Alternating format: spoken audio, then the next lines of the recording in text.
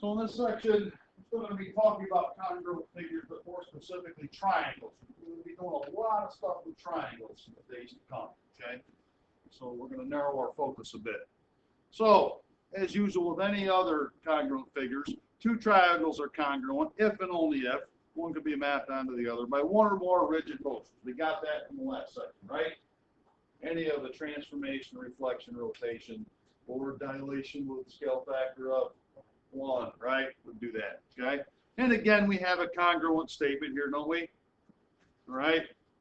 Triangle ABC congruent to triangle DEF. That means those are the corresponding parts that line up in that order of the statement, right? And again, we can write our congruent segments and our congruent angles. Do you think you got that, or do I need to ask you to do that again? Okay. All right. Now, very importantly, when we get into especially proofs, geometric proofs, just a quick word on those. Like everything you've learned in math has sometime over the last 3,000 years been officially proven, okay, in a very systematic and logical way. And the way we're going to prove things is we're going to have a list, a column of statements that we make, and every statement will have a column next to it with the reason we can make that statement. We'll get to that later on.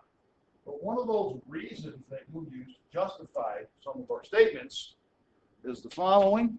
You already know this, right? When it came to figures, corresponding parts of congruent triangles are what?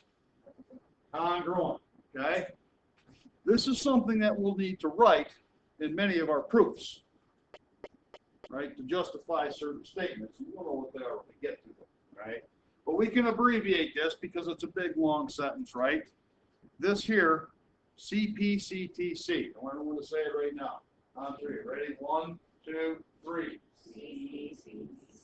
CPCTC. What does it stand for? Say it one more time. CPCTC. Okay?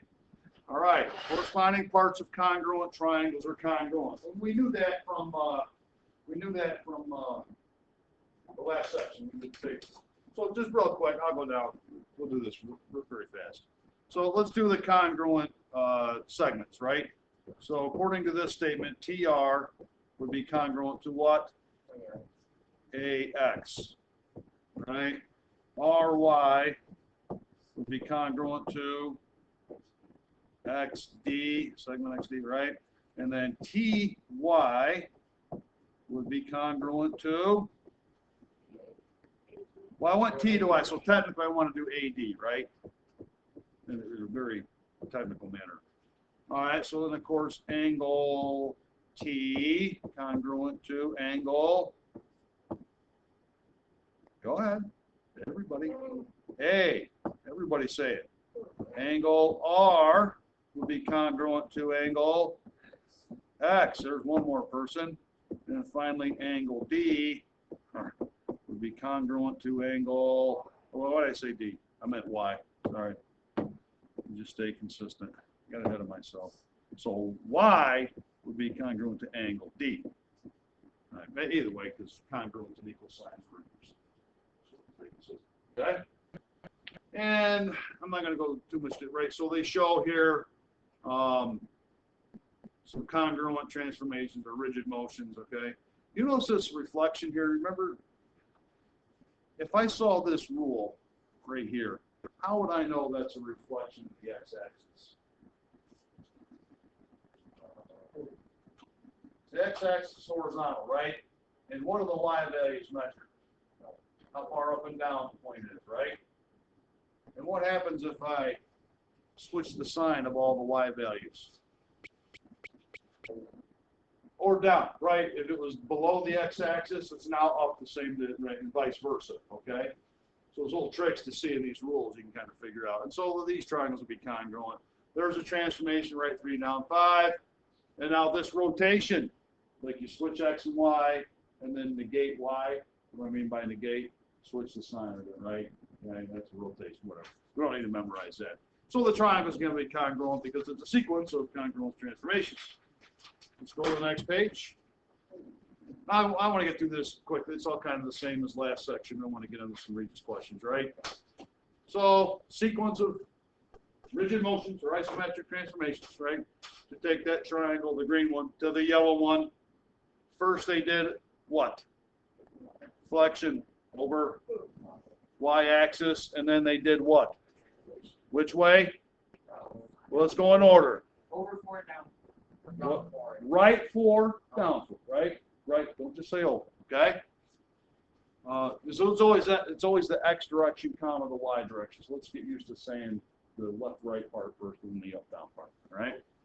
Let's just real quick do this down here. You know what? Yeah, let's do it real quick. So we're going to start with the purple triangle, ABC, and end up at the yellow triangle, DEF. So let's take a minute and think of how we might get there.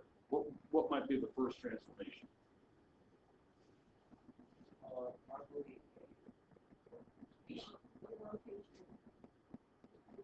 Okay, maybe a rotation. What's our center point going to be? 0, 0. The origin, how many degrees? Should we rotate it? Okay, I think probably 90, so let's just use our notation. Rotation, about O for the origin, and I'll be specific, positive 90 down here in my subscript, okay? Let's go ahead and do that rotation. So either, do your page turn the opposite way thing, or think about, counterclockwise for each of the rise and run, right? So let's see here. So instead of going down for A, what's counterclockwise from down? Counterclockwise 90 from down. To the right. Counterclockwise, right? So instead of going down, I'm going to go, from there I'm going to go right, and then right 2. And instead of going down, or wait, no, scratch that. I started in the wrong. Are you laughing at me? Mess you up, son. Right. So I'm going down 1, I'm going to go right 1. Okay, instead of going to the left 2, I'm going to go down 2. Get the idea? Okay? So let's do that for the rest of these. Everyone take a minute now and do your little rotation here. So instead of going left 3, you can't, I told you, yeah, you can do that if you like. Was it going to the right yet? Left. Correct. Right. All right? Going to the right, so it's left. Yeah. So go ahead and do that. So that's going to be like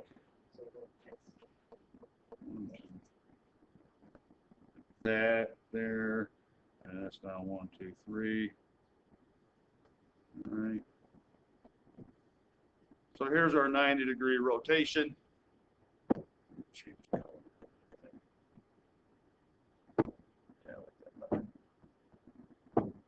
Okay, and then after the 90-degree rotation. To the right 4, up 1. Okay, so let's do our notation. Capital T with the vector symbol, what comma what? 4, 1. 1, 2, 3, 4, comma 1. 4, comma 1. And the triangles would be congruent. Nothing new there.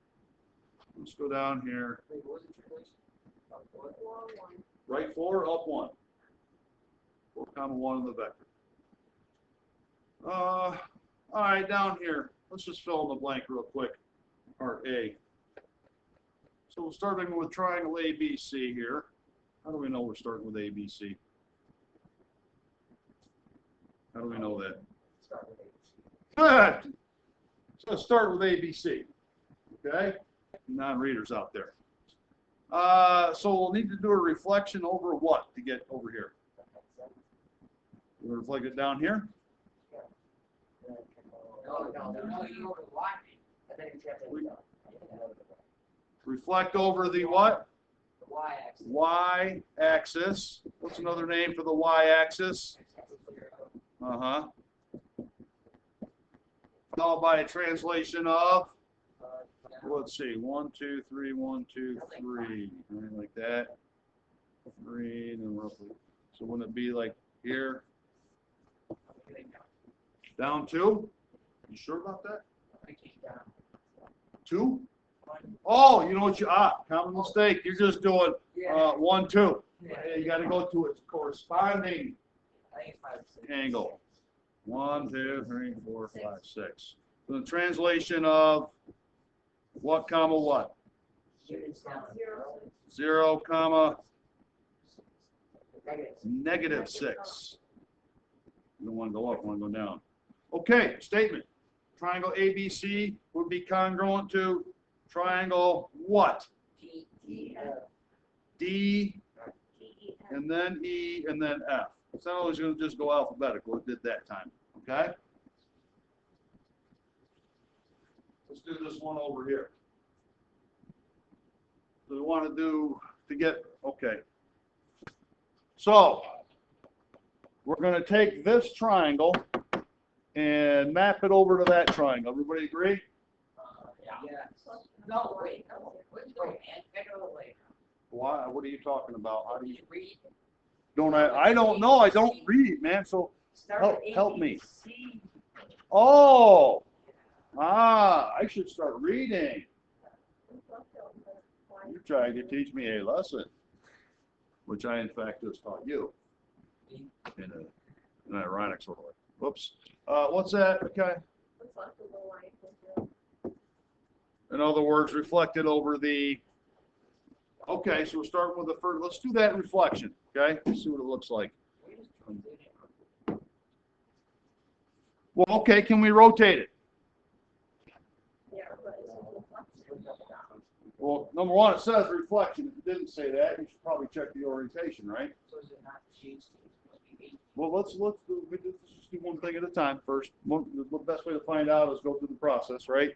So let's take C, and we'll put a 2, 1, 2. There's that one there, and A, B down there.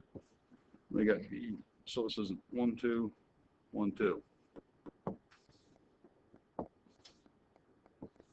Okay. So we'll call this A prime, B prime, and C prime. Okay, so a reflection, we said, in the x-axis. What's another name for the x-axis, children? The line y equals 0. Okay? And now we need to do a translation of what? Let's use vector. So 1, 2, 3, 4, 5, 6, 7. I'm running out of graph here for 11, 0. Okay. I'm running out of graph. I can't do 11. Oh, -11. That's an important distinction. Again, you guys, what's the difference between 11 and -11? What's the numerical difference between the two? 22. So they're not close to the same, okay? So we got to do -11, right? So our vector would be -11, comma what? 0. Yeah, we don't have to go up or down at all. All right, triangle ABC would be congruent to triangle what?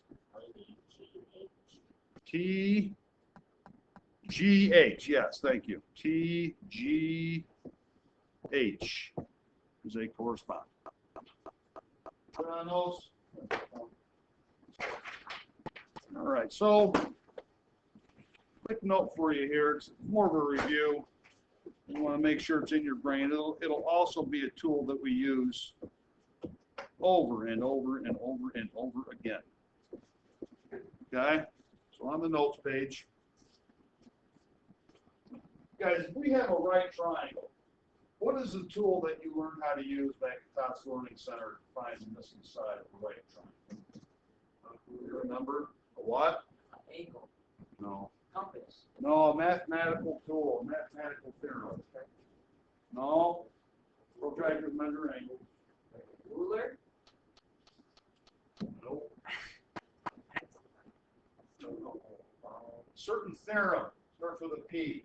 Oh, perpendicular. No. Pedos. No. P-Y. Pyramid. T-H. Petria.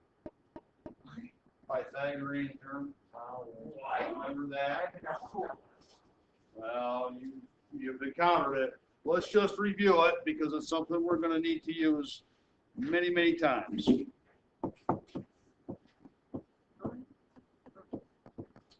Pythagorean theorem. And this goes back a couple thousand years to the Greek mathematician Pythagoras. And he had many followers. They were called the Pythagoreans. And he was like, I don't know, the equivalent of who today? Kardashian or something there. I just love this guy, right? Anyway, let's draw a right triangle. What makes a right triangle, by the way? It has a right angle. And what do we call the longest side of the right triangle? The hypotenuse. How do you know where the hypotenuse is in a right triangle? It's the longest. It is across from the right angle. Yeah. Okay? And usually we let this be a C, right? This is our hypotenuse.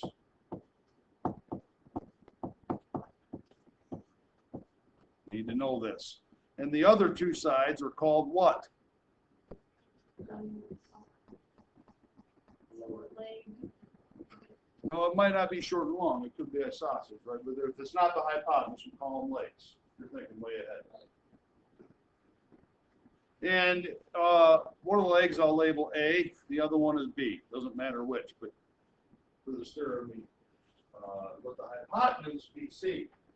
Okay? Everybody remember the Pythagorean theorem? So here it is. All theorems are if-then statements. It's a conditional statement. If something is true, then another thing is true. If-then, right? Anybody ever do any like coding or programming? Yeah. You do if-then else statements maybe? Okay. Anyway.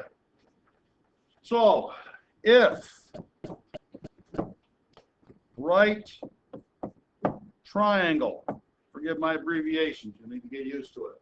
So if you have a right triangle, then the following is true as I have it labeled. See how the A, B, and C are there? C squared equals A squared plus B squared. Okay? You may be used to saying it as A squared plus B squared equals C squared. Have I written anything really different? No, because equal signs are reversible, right? As it turns out, leading with the C squared is a little more convenient oftentimes for what we're going to do. But you can switch it anytime you like because equal signs are reversible, okay? Now, the important thing is, however this right triangle is labeled, you're going to use the Pythagorean theorem. Everybody hear me? Whatever side is the hypotenuse, whether it's a C or an X or a 15, that's, listen carefully, that's the part that goes by itself in this equation. Okay, you got that? Some of you guys just randomly put like the first three things you see and put them in that order, right? It's whatever that hypotenuse is, that's the thing that goes by itself. We got that? Let's just go through a couple of real simple examples. So here's an example. This triangle here. Like that. Put a right angle in here. Whoop. Let's do that. All right. And I'll call this side 12, and this one 5, and that will be X. Now we can use the Pythagorean theorem because it's a right triangle, and we know two sides of it. So what will be my equation here to set up and solve for X? It would be X equals, X? well, right now it's X. X equals Well, X squared X squared. Oh, it's 2. equals 12 squared. 12 squared plus 5 squared. 5 squared. Doesn't matter which order I put those two guys to lake now, right? But the important thing is that whatever's the hypotenuse is by itself. You got that? Okay. So, and by the way, you all see how you're about to see how I'm going to do my algebra here, right? And I know when you guys come in here, if you take algebra, you develop a lot of really crappy little habits, okay? I'm here to fix you. Your math will get good and look good. It's designed to communicate effectively to someone else reading it. So you're not going to do little random things off to the side, and you're going to have your equal signs all the way down, nice and vertical, step by step. Okay. Your final answer is circle. How many tables on? It's like a pyramid. Number. And we can, yeah, none of that. No, that's not, I don't know what that is, okay? But that's not right. I guess that's fine up until algebra regular, but now you're gonna, so, and here's the thing. If you're writing clearly, your algebra, that means you're thinking clearly, okay? Like the concept of an equal sign is important, right? Knowing at any point in your solution, this thing equals that thing. You need to have that concept in your mind, you have to write it. So anyway, let's start evaluating. What's 12 squared? So x squared equals, it is not 24. 144. Oh, that's 12 times 12. Correct. Plus what? 25. Next line. X squared equals what? 169, right? Now, am I done? No, I don't want x squared. What do I want? I'm not dividing anything. What undoes squaring something? Square by itself, right? Square root, Oh, yeah. Oh, that's right? So look, squaring and square root are like, squaring and square root are like multiplication undoing division. Subtraction undoes addition, right? They're just inverse operations, right?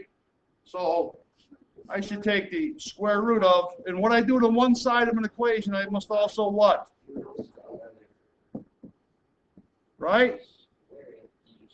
Now, I just told you how square root and squaring relate to each other. So what's the square root of x squared? X equals what? What's the square root of 169? 84. No. Hold on. Square root.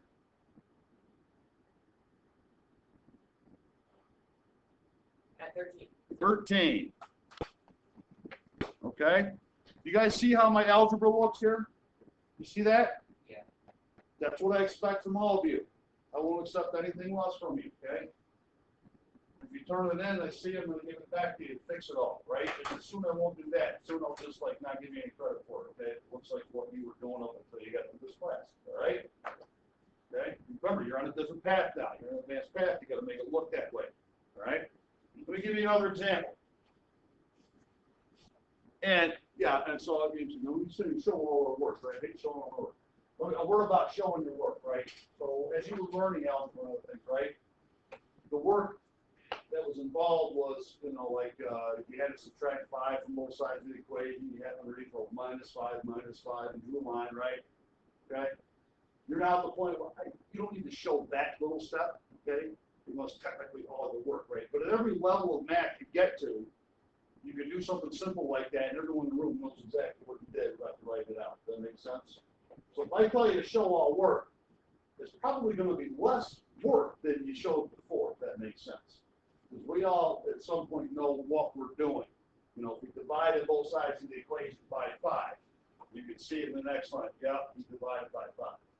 I don't need them to show it. That's where we got no more with the equal signs in the line going down below it. Come on. Let's take off the training wheels, okay? You big kids, advanced math students, we can only do that. And do we? No? Okay. All right. So just, instead of drawing a line, make your equal sign where they go, okay? Let's try this example.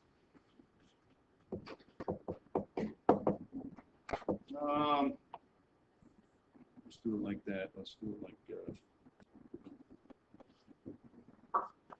okay, right triangle. No, that's not what I wanted. Turn it. It's the same thing for all left triangle, right? Same thing for what? A left triangle is like Left triangle? Yeah, that's the same thing, right? What's a single left triangle? Oh, is it not? No. Oh. Yes, the word right. You meant the triangle. Is it in the context of us, we're talking about right angles? I think you meant the triangle.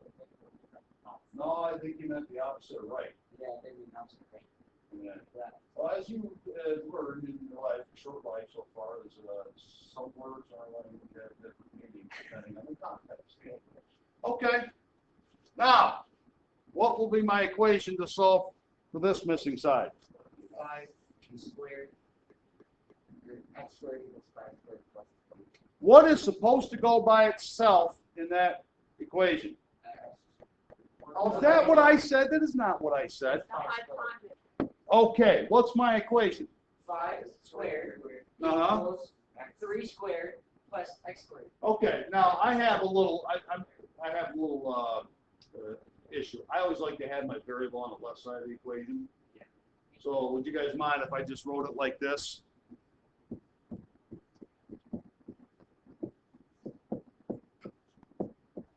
It's equivalent to what you just said, right? But I just, it drives me nuts. I get down, and I get my final line is 27 equals x. It just feels weird. It's like, It is weird. yeah, it's like putting your shoes on the wrong feet. You can walk around okay. I mean, but I don't it know. feels strange. But if you don't have to do that, if you don't want to. I don't care. It doesn't matter. It's just one of my things. All right, let's go ahead and do this. What's 3 squared? 9. Plus 9 equals 25. What do we do to both sides now? Do we take the square root now? No. Reverse PEMDAS, right? So what should we do? X right first. Let's subtract 9. Now, here's what I mean. We don't have to show that, right? I'm going to subtract 9 from both sides. So we get x squared equals what? Right? At this point in your math career, everyone knows what I just did. Well, we have it -5, wrong line. Right? That's We're going up another level, okay? Now, if there's a kindergartner in here, you might have to explain it to them. All right? Maybe not. Some of those kids are pretty sure. our gets Now, what do we do? square rooted. Take the square root. Yeah, okay. So, what's the square root of x squared? X X equals 4. 4. That's how your work should look. Damn. Okay. What's that? Say that one more time. You go up the hypotenuse, not the x. Unlike when we do it right. The hypotenuse is always what goes Yeah. by itself in here. Yes. Right. Yes. It could be x, it could be anything, right? Whatever is the hypotenuse is the thing by itself in that formula. It won't always be x. Oh, it won't always be x. It just wasn't x. Well, I mean, like, Yeah. a very. It was in the first one and not in this one, right? Oh, yeah. Yeah? Yeah. All right. Yeah. All right then. So we got that in the bed. So let's review. That is something you guys gotta remember that theorem, right?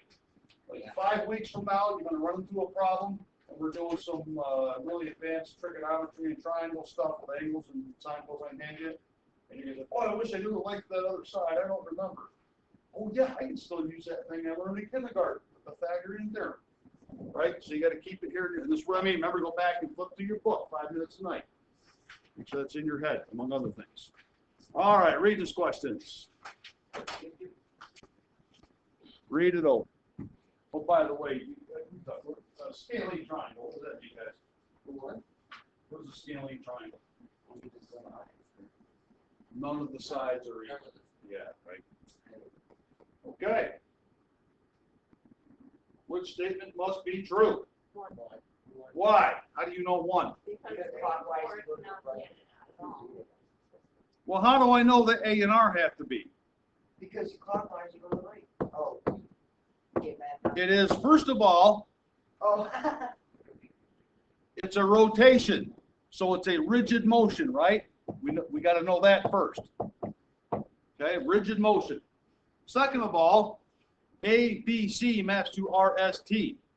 So what does A correspond with? Or, R. So it's kind of like a congruent statement, right? Maps to is the same as congruent, right? Okay. And so if that's the case, number one has to be true. They are corresponding angles. Now the others could be true, right? Could be, if it wasn't scalene, it could be equiangular, whatever. Moving on. And yeah, if you don't read this up here, right? There's your congruent statement, so you can match up corresponding parts, right? Let's see, if they use to. So Micaiah thinks too. I also think too. He thinks too? Yeah, yeah. Too. So between DEF, which would map it on, right? Remember, if you hear mapping, it means to, it's congruence transformation, right? Okay, part to part. So choice 2, a reflection over the y-axis. So starting with which one? ABC, right? So if we reflected it over here, right, and then translated it down, right, that would make sense. Reflection over the y-axis, the translation. Easy enough. Moving on.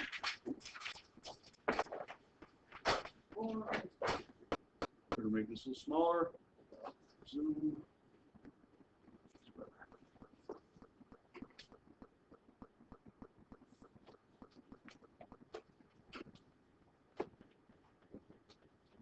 Halfway through the second sentence, how can you tell there's more than one transformation?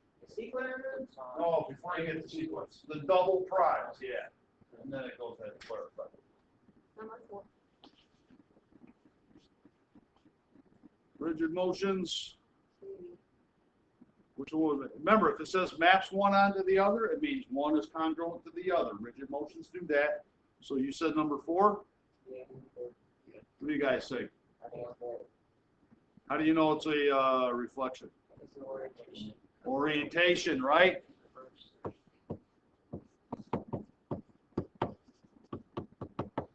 And a reflection is the only one that does that. So why is it not 3? Because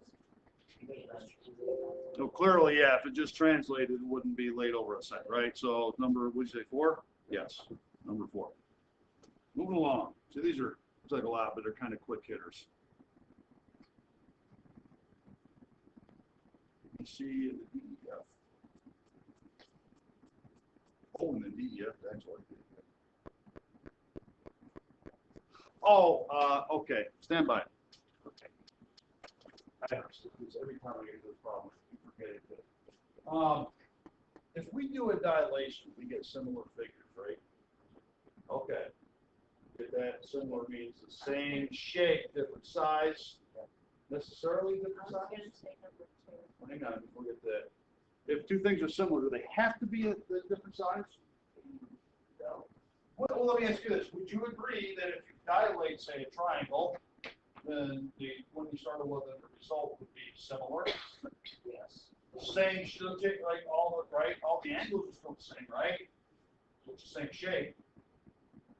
You think it triangle bigger, If we triangle bigger, the angles and the lengths are different. the angles will not change, no. Not the angles, the length. The size, yeah, I said the angle, right? Okay. So let me ask you this: if I dilate it, you get similar triangles, right? What if I dilate it with a scale factor of 1? Oh, then they'd be congruent. So let me ask you this: if two triangles are congruent, are they also similar? Yeah. Okay, all right. I just want to run through that. Now read this and answer. So it's like 1.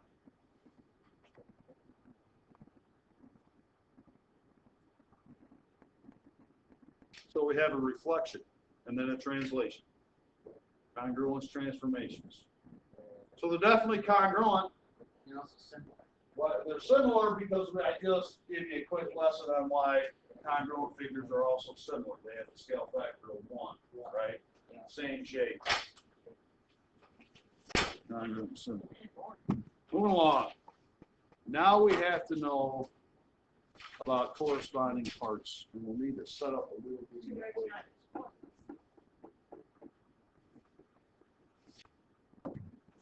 So they're mapped on one another by clockwise rotation. What does that mean about the corresponding parts, guys? The triangles are congruent, and their corresponding parts are congruent.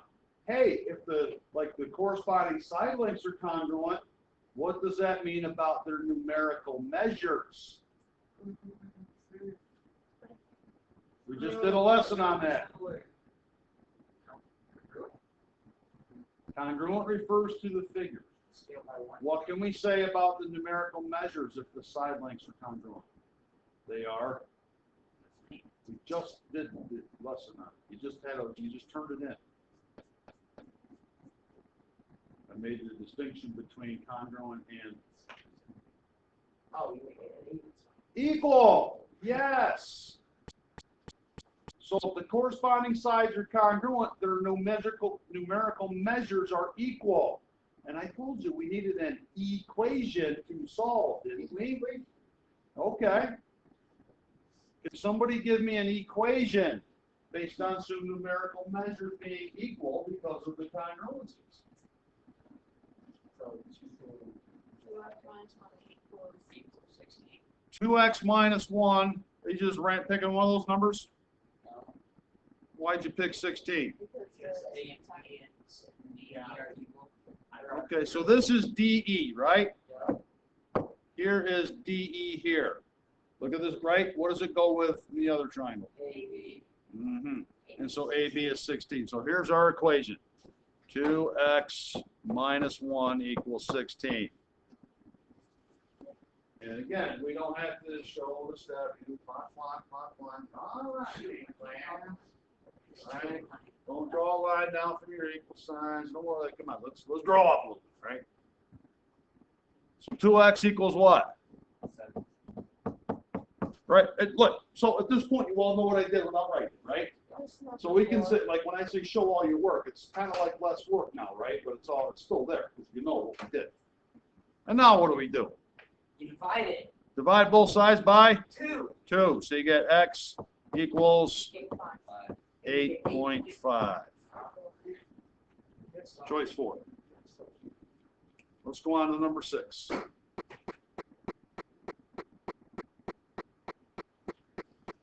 What's the key word in here? Not. Not always true. Could sometimes be true, but not necessarily always true. 1. I think it's 2. Triangles are congruent. Well, let's see. BC. Oh, wait, no, it's 1. Does BC go with DF? No. I mean, could they be congruent? Yeah.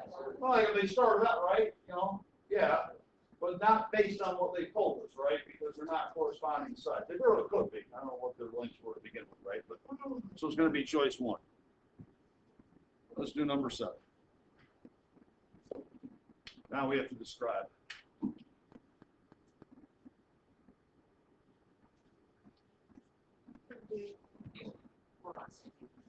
Why is what we just did here incorrect? Because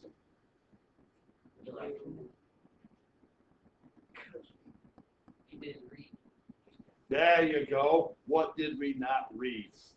what Matt, you wait, the prime, prime. Oh. Aha! Man. Oh my You started with the wrong triangle. See how easy it can happen? That's why I let that draw out and I caused all that pain in English, right? So now it's in your head. I better make sure I'm starting with the right figure here, okay? So I know, because you're used to, in English you read from left to right. So your first reaction is a left triangle, move to right triangle. I don't think. A, B, C's got to get over to A double prime, B double prime, C double prime, right?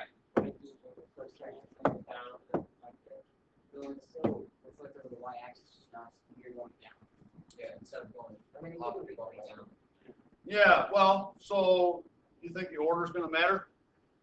We're going to reflect it first, couldn't we? Yeah. So we could be like here and then here, like that, and then translate it down. Okay. So here's our, do a reflection in what? Y-axis. Then translate down. We could do the notation or say down too. Either one is acceptable. Could we have done the translation down to first and then the reflection? Yeah. Would it work? Wouldn't it change anything, would it? Yeah, usually it's like a rotation that'll mess you up, right? If you have that in there somewhere. Okay? All right, what's next? Number 8. Kind of a similar problem. Yeah, let's all make sure we start with the triangle on the left and try to get it to the one on the right. How about that? Or not. So they want to, so first of all, it's a two-part question, right? Are the triangles congruent? So that's going to be yes or no. Yeah. And then look what it says. Use the properties of what? Okay, so we'll have to identify the motions and say that they're rigid, right? In our explanation. And that will explain why they're congruent. So what will be these rigid motions? The reflection over the y-axis. Okay. Translation down 3. Reflection in the y-axis, like this. What we got, like that. Okay, and then the translation down 3. Okay, so I'll just put here reflection in y-axis, and then translate. Fix that problem. Huh? That is not like Yeah, something about this board, I'm the software. the regular board. No, Okay, so we've got a reflection and a translation, right? So first of all, let's answer this part. Are they congruent? yes. Yes. Well, let's talk, now we need to use properties of rigid motion, right? Yes. Why? Because what do you know about reflections and translations? The orientation first, you can do reflection. Well, they said use properties of what? Isolation. Rigid motion. What do we know about reflections and translations? They're rigid motions. Yes, let's start with that. So reflection in y-axis. So reflections and translations are what? Rigid motions.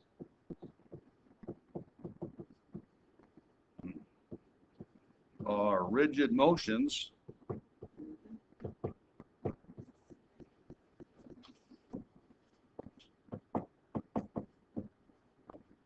Okay. And what about them?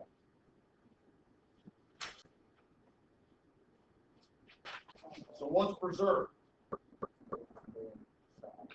Angle measures and what else is preserved? Distances, right? So distances and angle measures are preserved. So distances and angle measures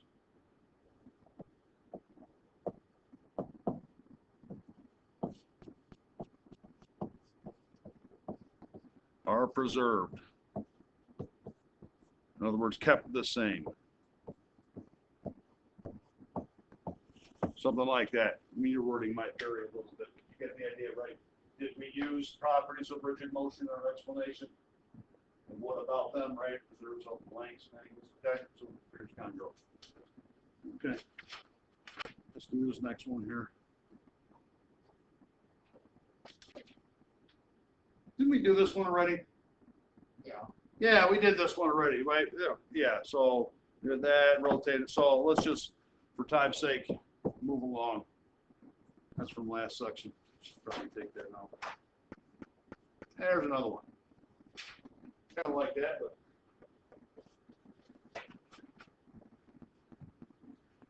What do you think?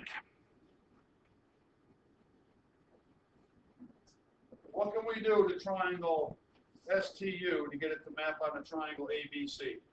Wait, a reflection. Wait, what? What's the matter? ABC on, isn't it ABC on that? It sure is. I did that deliberately. A rotation Okay, be more specific. A rotation, probably. of 90 degrees. About what point? About that point. About point B. Yeah, I was gonna say that, but I was gonna Alright. see if it was down. 1, 2, 3. So we got that.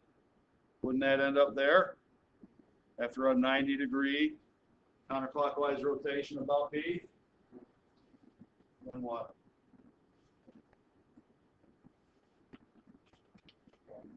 Translate what? down one, What's the degree? down That's six, and over over, three. right two. Okay. So, well, let's start with the X, so right 2 down 6, right? So we'll say a rotation. I'm either gonna say positive 90 or I'm gonna say 90 what? Clockwise, about what point? Right, I can either give the coordinates, but it's gotta be, so I'll just say B, so left to right, okay? It's equivalent. Okay, then a translation of, let's see, what comma what, if I do it this way? 2 comma -6. Everybody agree with that? I did it like I'd actually you do it down here or something, but it doesn't matter. Same space. Okay. Number 11 is kind of interesting. Kind of. Read that over. Let's handle first things first. Are they congruent? No. Yes.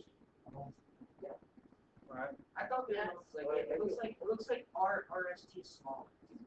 Yeah, it might be a little longer. RST.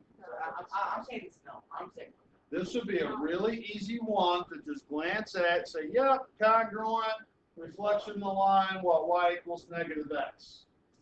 Right? Look. Right?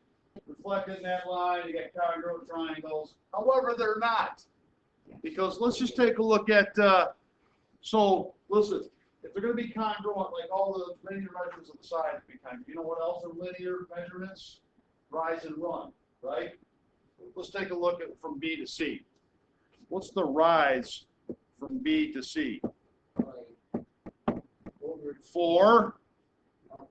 And what's the run? 3. Let's go to the corresponding one here. What is the rise from T to S? 3. 3. So are they congruent? No. No. Right? So the answer is no. Okay? No. What's not congruent? BC. Watch how I write this. You know what that means that I just wrote? It's not. ST. Right? So are all corresponding parts congruent? No. Right? So we'll say since not all corresponding parts congruent, okay? There was not what type of motion? Okay. There was not a rigid motion. Something like this.